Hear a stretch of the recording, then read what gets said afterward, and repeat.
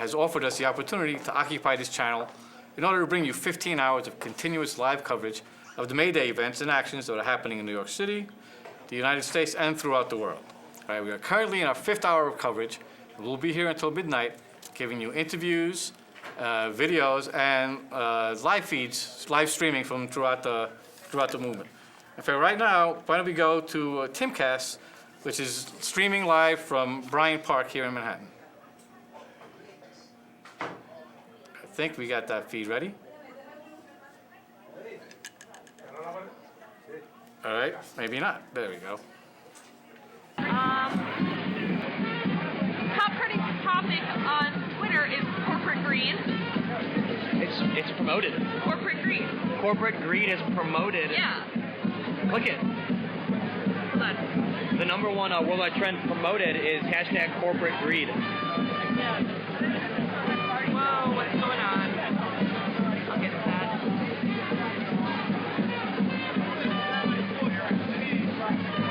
Also,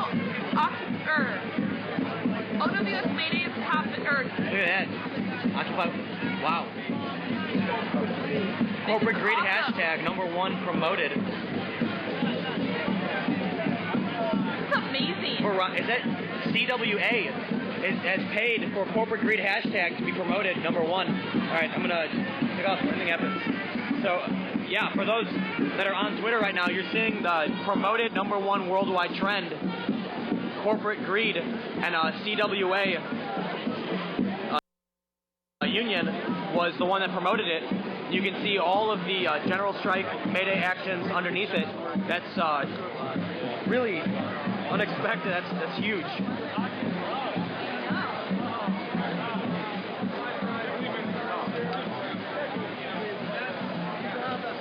So for those watching right now, stay tuned for 2.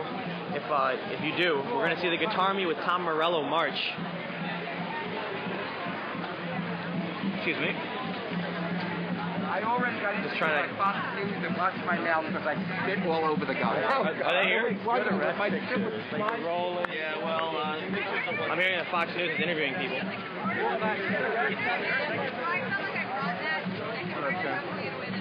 Really crowded here right now. There's a lot of people at Bryant Park.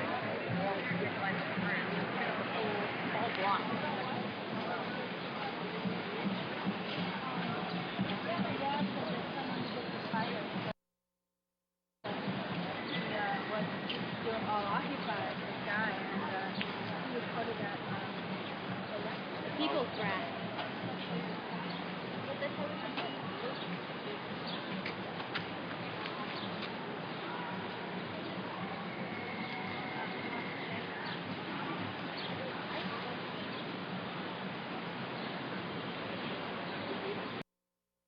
That comes to us from Timcast in Bryant over Park. near the- Looks like at least the the weather's Guitar gotten Me. nicer. Now, how about we go to OWS HD TV, who's live streaming from downtown Manhattan.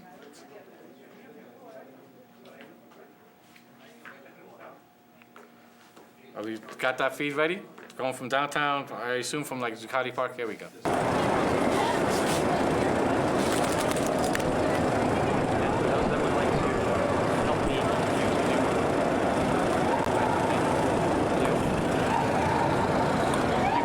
All right, welcome back.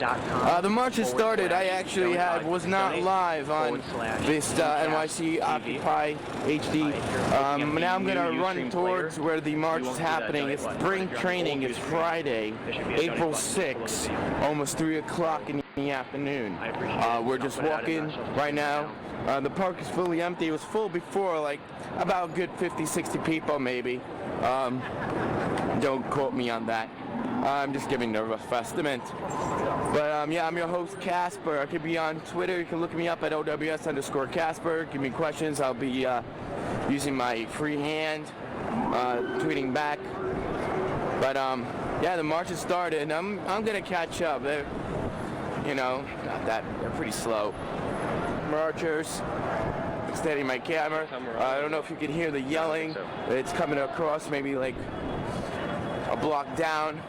They're ahead of me right now. I'm just moving forward. As you can see, the police vans are right there. Sorry for the shakiness of the So right now, camera, we're just not CWA walking. blog. If you guys want to donate me in one of those harnesses, thanks. I just lost one of the clears. Yeah, that's true.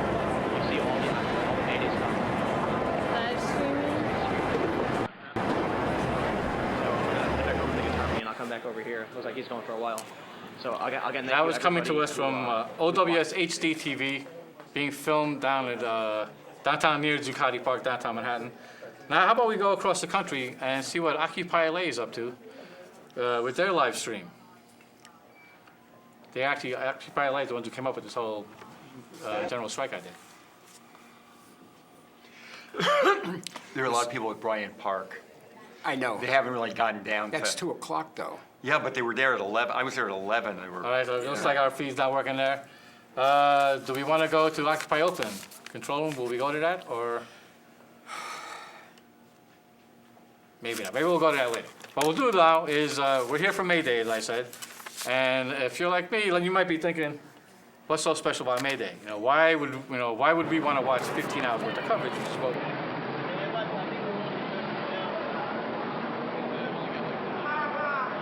Excuse me. Thank you so much. Yeah, no worries. All right. I have tied my shoe. Back moving. March is heading, Turk Border's heading into Chinatown. Moving, the police state is here. The police state is here. And here are some marchers with the hearts going up.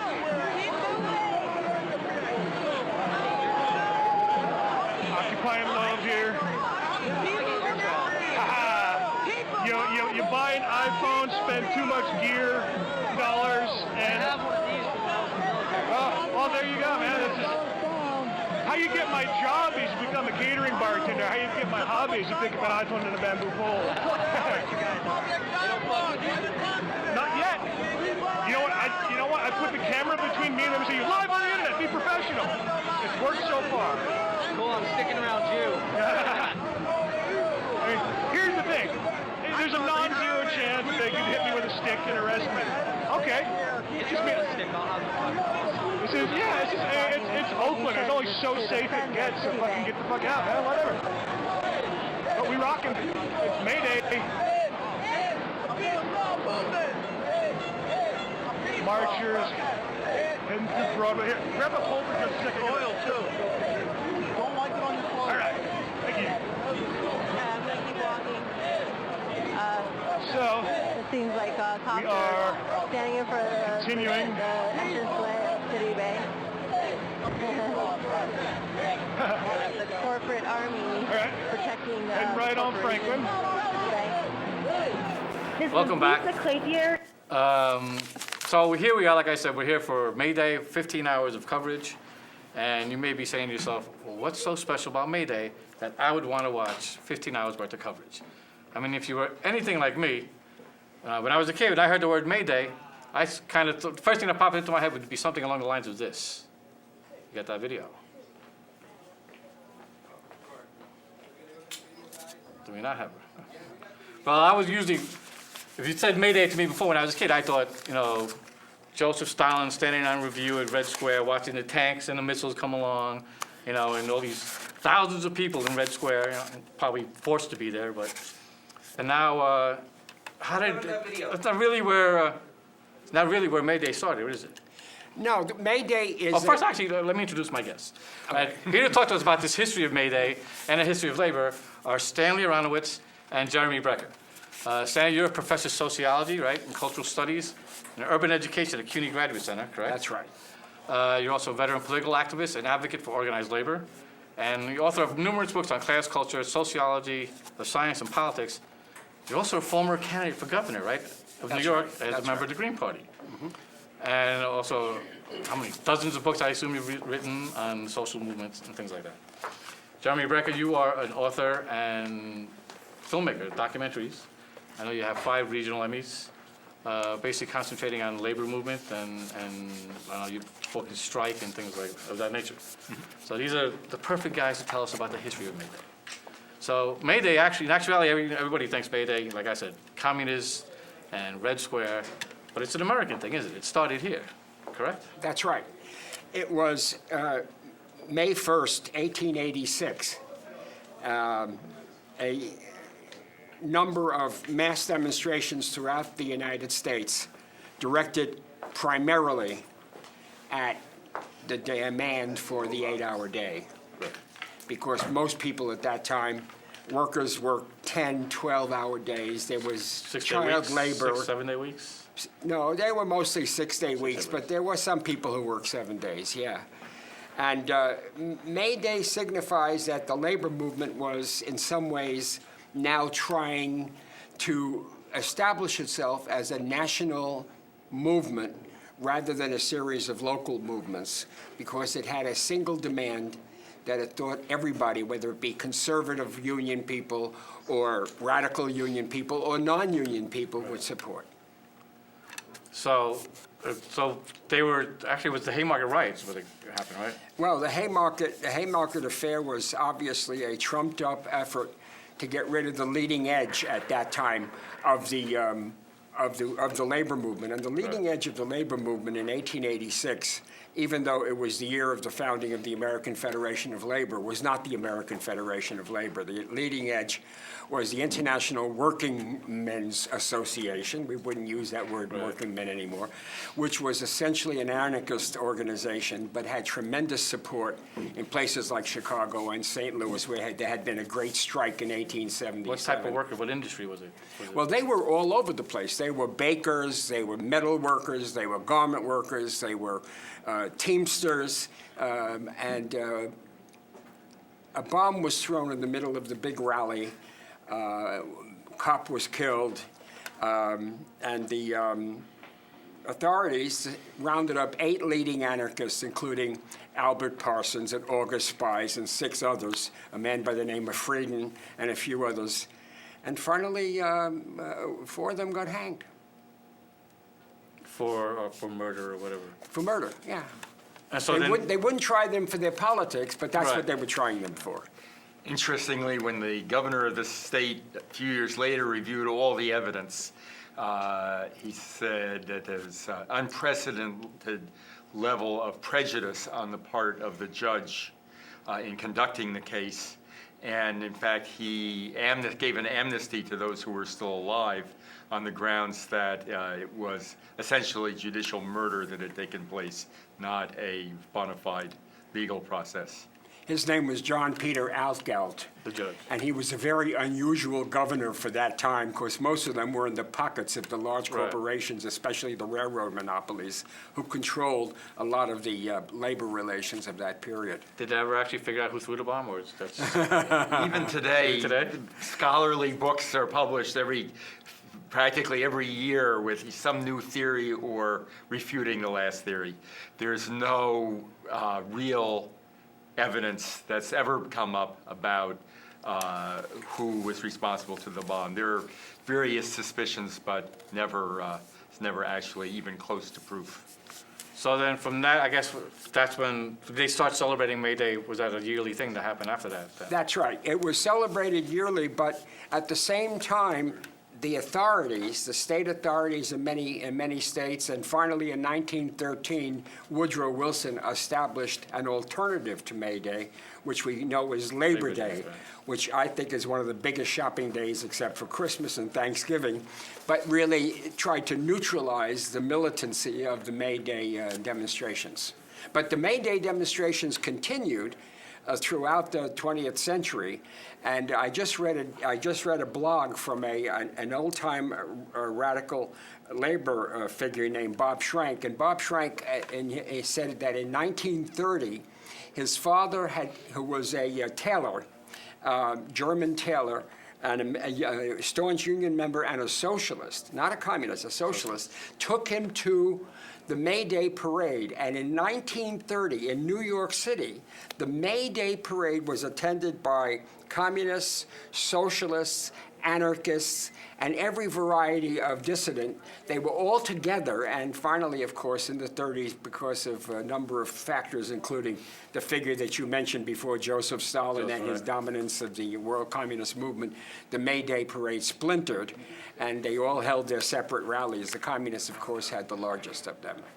So when did it become a global event? I mean, Oh, it was a global event from basically the 1890s on. Oh, really? Oh, sure. The International Working Men's Association that had sponsored the original May Day rallies was had some membership in Mexico and in Canada and extensive contacts in Europe.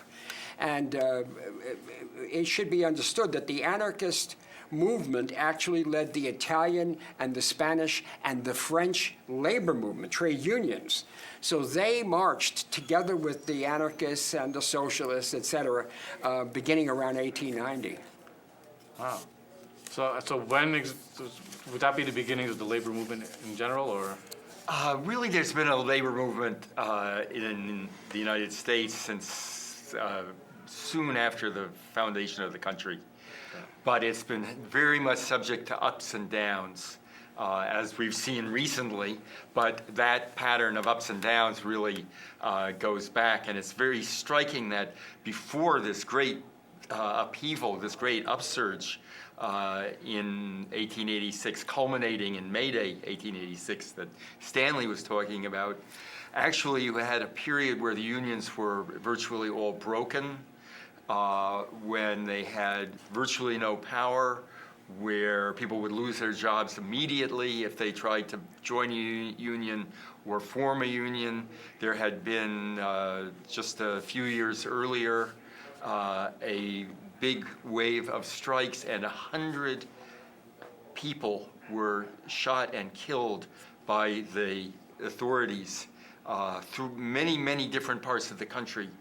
Suppressing that. So a situation where something that we hear a lot about and experience today, where the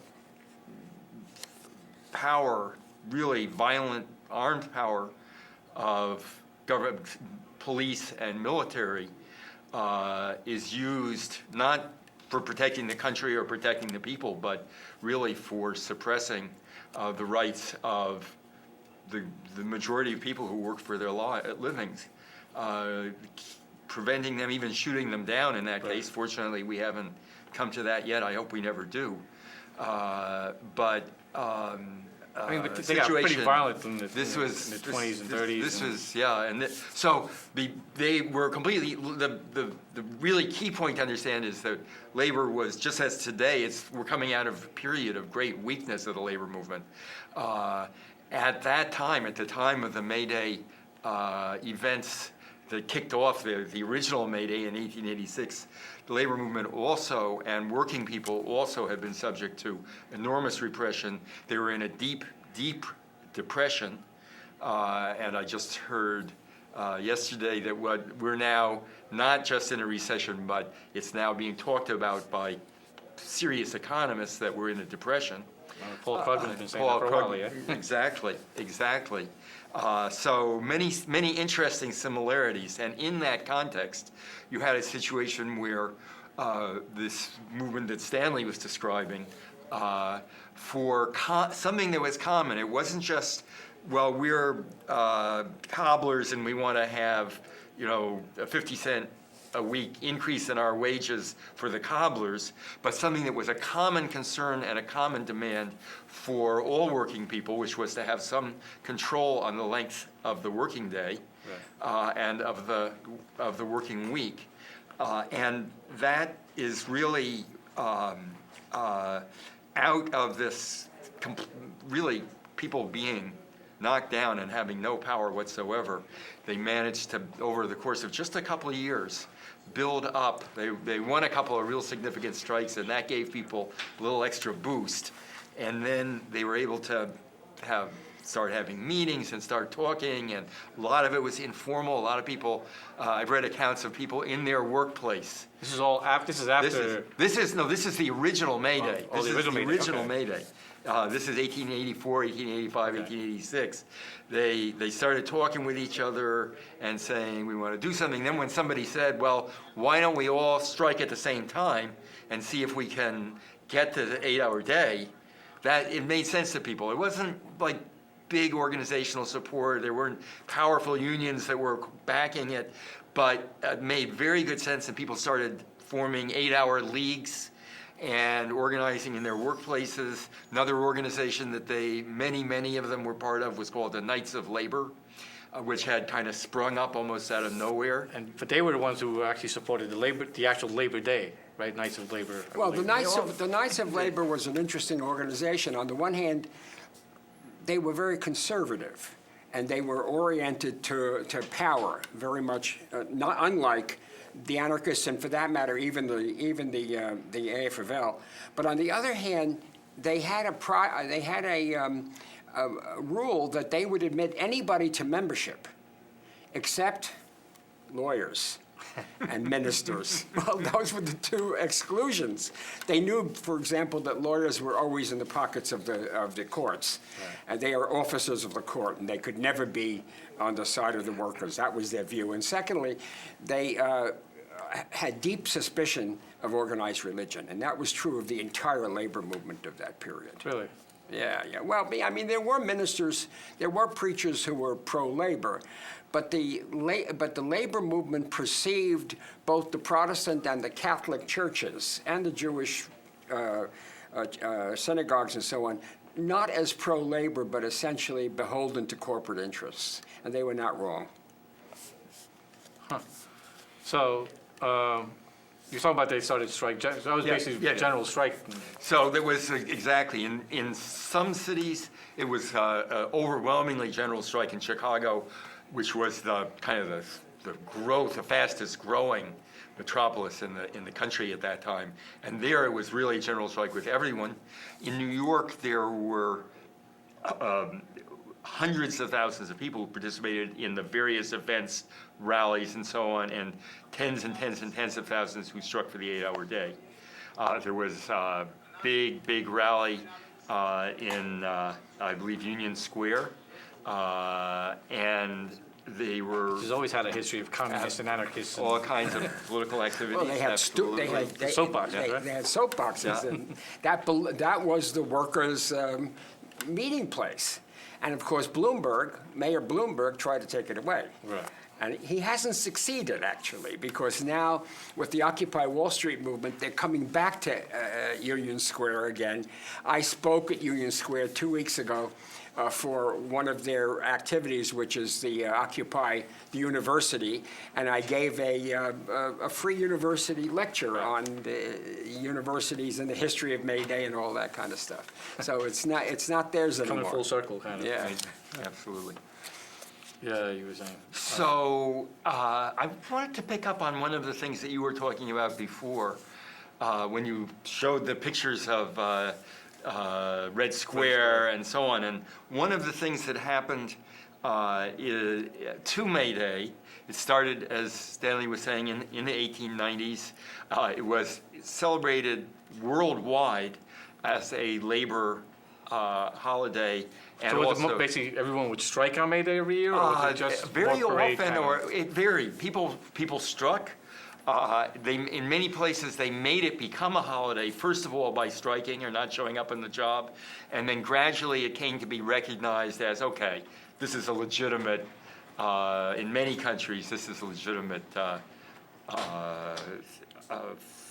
thing to recognize the role of workers. And in many places, it became more like what Labor Day was in the United States as a acceptable holiday for celebrating labor. But it always had some of the tinge of that history to it. But as the international labor movement became very divided and began tying itself to the different countries where workers were. So in the United States, the unions became very much part of the American political system, which gave workers certain kinds of rights and representation, but at the same time also meant that they were kind of hemmed in to what was officially acceptable to politicians and government officials. The same thing happened in reverse. Little catch-22 there, kind of. Little catch-22 there. Same thing happened in Right. reverse in the Soviet Union, then later in China and Eastern Europe, where the communist governments said, oh, May Day, Labor Day, this is our May Day is our big, labor is who we claim to represent. And so those became big, again, national and nationalist holidays in China, Russia, Eastern Europe. And eventually military. Yeah, how did that happen? How did it become like this big, let me show you my missiles and Well, tank thing? I think what Jeremy was talking about is that the state took over the workers' holiday. And when the state takes over the workers' holiday, the first thing it does is it shows its military might. This was not a workers' holiday in the Soviet Union, or for that matter in China, in any kind of authentic sense. Maybe in the early days of the Bolshevik Revolution it was, but certainly by the 30s and 40s and 50s and 60s, it became largely a state holiday.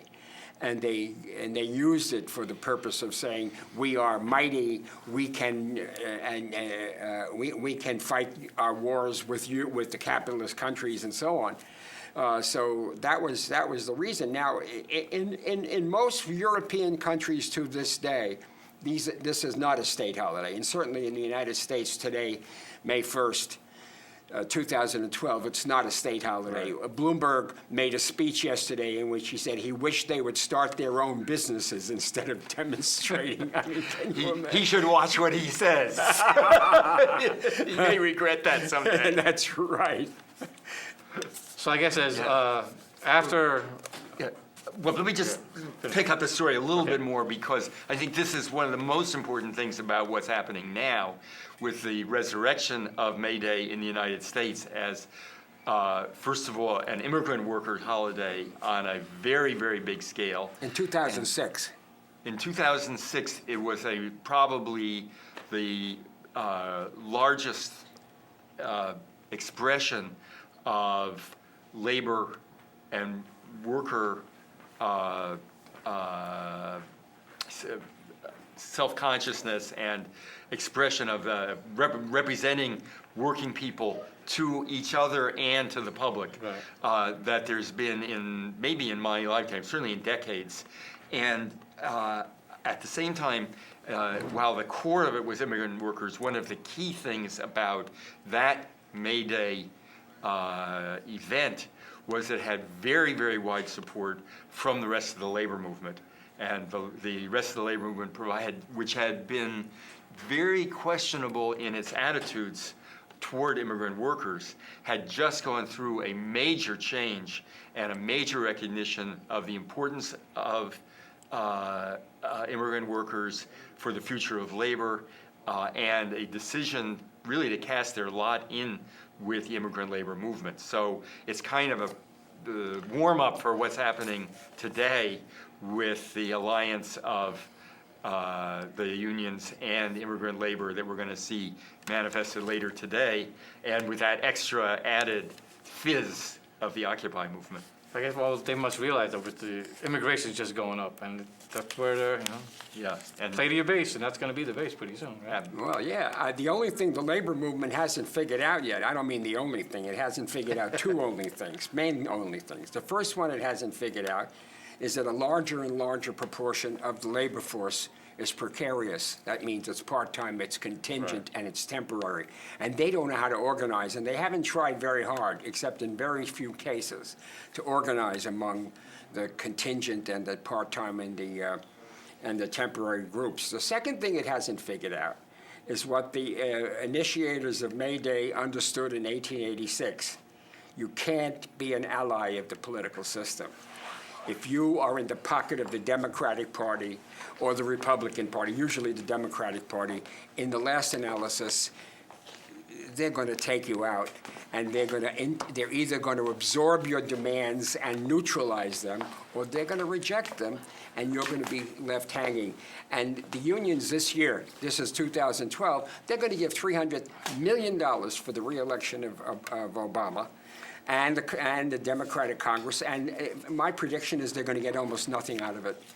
And the reason is because they don't want to be out in the cold, which would mean to say, we're going to be independent. Doesn't mean you can't endorse. I mean, I have my problems about even endorsement, but what it does mean is that you can't be, in essence, a wing of the Democratic Party. And the AFL-CIO is now a wing of the Democratic Party, a progressive wing generally now, because of immigration, because of even their opposition to the war in Afghanistan and Iraq.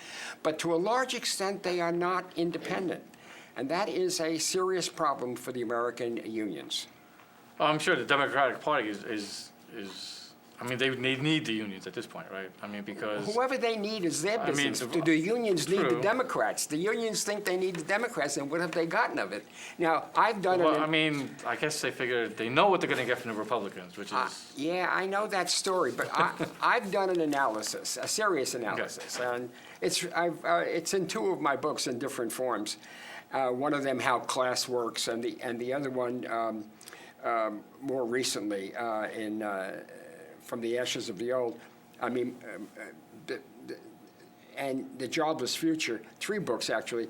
This is what happened in 1934, and during the period of the greatest uprising of American labor in its history.